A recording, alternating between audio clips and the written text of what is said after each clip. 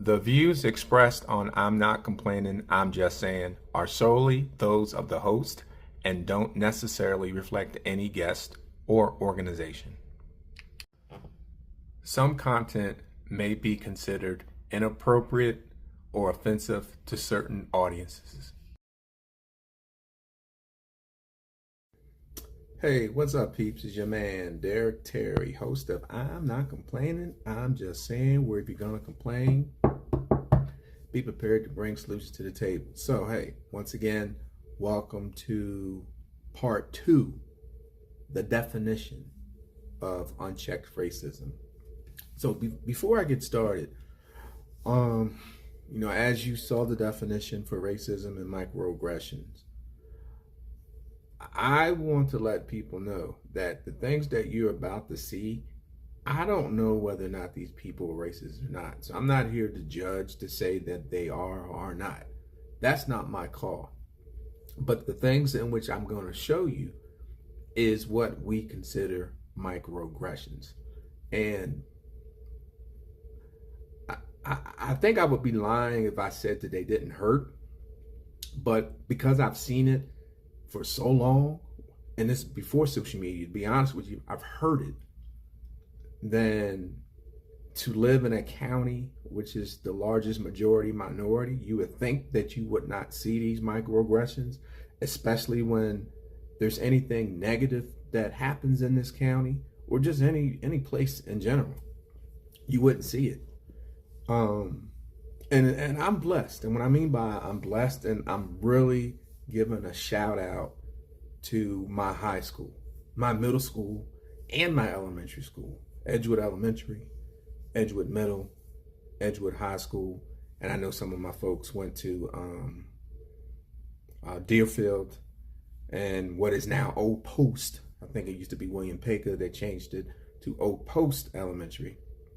That I was fortunate enough to live in a very diverse area, and the friendships and the bonds and all the stuff that I created from the time that I moved here in 1982, having lived in Fort Lewis, Washington, born in Texas, moving to Germany, coming back to Alabama, and then residing here and wherever else. For the friends that I still have since 4th grade, I literally love them like they're my brother, my sister. Nothing to take away from my brother, because I love him to death, but a lot of them do not look like me. And when you have those type of friendships, those are the type of friendships you hang on to. And I'm fortunate, and I'm not going to call people's name out there, but they know who they are. Some of them are not on social media like that. Some of them, I hit them up every now and then, see how they're doing. But literally, I love them like they're my brothers and my sisters. And that is something that the wood is instilled in me. And like we say, once wood, always wood. All right, so I'm going to go ahead and get into this. Unchecked racism. All right, and we're dealing with Charles County. And what I find to be a little bit humorous is whenever something is brought up in terms of how I feel, because you can't define to me what is a microaggression if I've been living this for a long time. And soon as it's brought up, people are quick to say, okay, you pulling out the race card. This was sent to me by, well, it wasn't sent to me, but it was one of the messages or the responses of somebody who lives in Charles County. That when it was brought up, they throw this out here. I'm not even going to go into deep thought, but what I will say is that if you are smart as you say you are, right, you would know that certain things that you say are inappropriate or offensive to someone who doesn't look like you, act like you, or whatever it may be. But this is the key right here, and this is what I want y'all to understand. They never want to discuss what triggered you, just how you reacted. So I'm going to show you the things which triggers not only me, but triggers a lot of people. And people don't necessarily have to be Black, Native American, white, or whatever to be triggered by these things. They're triggered because they know what these words mean. And for those whose names are on here, once again, I'm not calling you a racist because I don't know if you're a racist, but what I'm saying is that the words that you put on social media, I consider these microaggressions. Some of you may not. Cool, whatever. I'm telling you, this is how I see it. So, and not sure if you can see this. I might have to blow it up some, so give me a minute if I have to do that. I may have to bring it in a little closer. Well, basically, let me just paraphrase it. There was an incident that happened at one of the high schools. Kids were shooting in the air, blah, blah, blah. And unfortunate. And it shouldn't have happened. But then and this is actually on the Charles County Sheriff's Office. So they post a lot of things that goes on in the county for people to see in terms of just crime, good things, bad things, whatever it may be. And then you have people who get on here and say things like this. The little ghetto kids are answering the bell. They'll all be on this little page in the future and arrested, dead, or killed somebody. I don't know if that person lives in Charles County or not, but that's what they said. Also, you have other things like I heard PG County's getting jealous of Charles County. For those who don't know, we're about, I don't know, right on the border of Prince George's County. They have the largest African-American population in the state, I believe, or it might be Baltimore City's one or two. But anyway, it's a lot.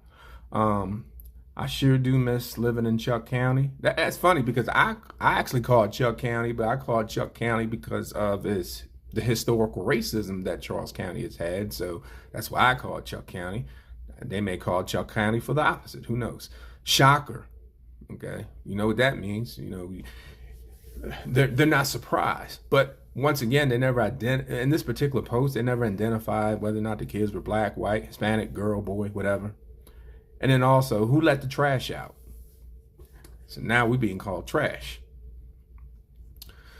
And hopefully you can see this. I'm trying to make it as close as I can. But here is Charles County government had recognized September as African American Heritage Month. So instead of embracing it, we have people who say things like, I know there are so many that want to say it but are afraid of being attacked, so I'll lend you all to a set of balls. No White American Heritage Month. Charles County Commissioners are so racist and discriminate against white Americans, we could sue them, but then we could have to pay their attorney fees. So once again, this goes back to the definition of racism, right? And I don't know where this person was educated at. I used to teach history, and unless you were taught a different history, white American history was pretty much taught throughout the entire year. Good and bad. So was other things. Then you have other comments like, congrats on going woke, and that's a term they got from us, don't know why. Celebrating the official end of slavery is woke. And that's what somebody had asked. And how's that woke? You know, because it's really, I guess they were talking about Juneteenth. And then this person, J. Andrew, whatever his name is, said, we should still be slaves. Wow. And some people did check this person. But it's a county website, which is allowed for the most part. They can't censor people and things like that. But it would be nice if they would like just put a comment up there to be respectful and blah, blah, blah, and all the other stuff. You know, kind of like when I give public comments and they give me the disclaimer and tell me to be professional, hint, hint, from this acting county administrator told me to be professional and couldn't define what it is. Code of civility, maybe they should put that on these things. But there's really no measure they can take if someone says that, but it'd be nice just to speak up. Speaking of speaking up, there's an elected official. He put a post up there. People, they're entitled, they're entitled to express and speak how they want. But what I found odd about this person said, and they were talking about the charter, they stupidly bring their same beliefs and political values with them. It's getting worse for sure. I'm trying to figure out who he's talking about, they. Well, I can tell you who he's talking about. He's talking about us, black folks, stuff like that should bring their same beliefs. What beliefs? It was comical to me. But this commissioner has no problem, let's say, voicing his opinion when it comes to things which interest him. But when it comes to people, and he did this during the charter, where the calling us derogatory stuff and calling us everything but the N-word. It took him a whole year, almost a year and a half, to say something. So I don't expect anything different from him. And then some of you may have seen this. I actually spoke with this person. I'm not gonna say we're friends, but we've had civil conversations. I don't know whether or not she's apologized for this, but when I told her, when you call a person ghetto, I don't care where you come from. In our mind, you're talking about black folks. Now, she told me she was talking about where she came from, poor area in Buffalo, and they call themselves ghetto. Okay, I give you the benefit of the doubt. But what I asked her, if you was in the barbershop with me in Baltimore with 10, 12 cats, we sitting around shooting the breeze, would you have said this? She wouldn't have said it. So if you wouldn't have said it, what's that tell you? Okay. Next, this is I'm not on this particular group, but this group allows a lot of this mess on there. At least they did when I was there. Anybody who knows anything about Jim Crow, we were called clowns. So when you spot up faces of 3 of the commissioners, take it like you want. It's a microaggression. It is what it is. And this particular, and I'm not on this group. I was removed. Don't even know why. Don't really care. But they did allow a lot of this stuff on there. And you have to understand, with a private group or a public group, you have the right to censor because it is your group. This group did very little of that. They may have changed. I don't know. Don't really care. But just letting you know, that person said it. And then right here, remember I was talking about things that when there's anything negative or bad. So if you look up here, 4 people arrested. But every time there's something, whether it's in the Baynet, Southern Maryland News, Charles County Sheriff's Department, that involves black folks, there's always a microaggression thrown up there, right? If you look at it, I'm saying it's all typical, funky, dusty, whatever. What a-hole Waldorf has turned into. I live in Waldorf. They're black. Who would have guessed? There's just these constant microaggressions. Same thing. There was a drug bust. Gentrified Waldorf. PG County South. This is just the police department out there doing their job like they're supposed to. And then rather than saying just, good job, people want to get on here and all of a sudden start throwing these microaggressions at those who got arrested. Whether, everyone's innocent to proven guilty, but, why you got to throw shade on people just because of what they look like?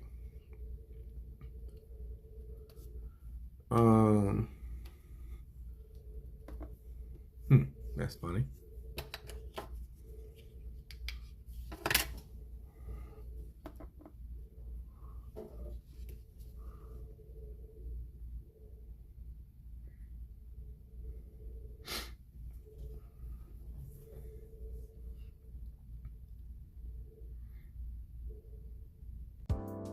So my whole intent of this particular part was to let those who are unfamiliar with not necessarily what racism is, but what microaggressions are, which really it feeds off of racism.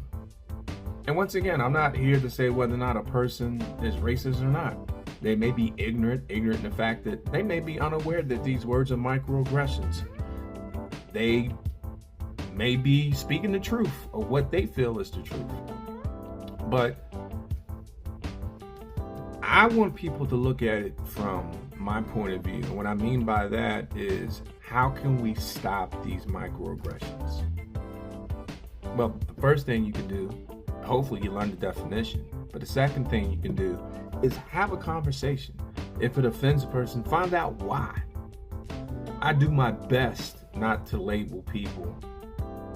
Even that word Karen, I don't call a person a Karen. I don't. I know what it means. But am I to look at every one of my white female friends and automatically label them? No, I can't do that. I can't just automatically label somebody based on a stereotype. So how do we get to the solution? Like anything, we must first acknowledge we have a problem. Because if you don't acknowledge you have a problem, how can you get to the solution? We need to have these uncomfortable conversations to come up with comfortable solutions. Look, I'm not perfect. Nobody is perfect. All I'm trying to do is make Charles County better. But we can't do that if we keep letting all these things go unchecked. Racism, microaggressions. We just can't keep doing that. So part 3, which is the last part of this, I'm gonna have some interviews where they're gonna get honest questions, and they're gonna give me honest answers, and then hopefully we'll come up with some honest solutions. But until then, peace and blessings. Peace.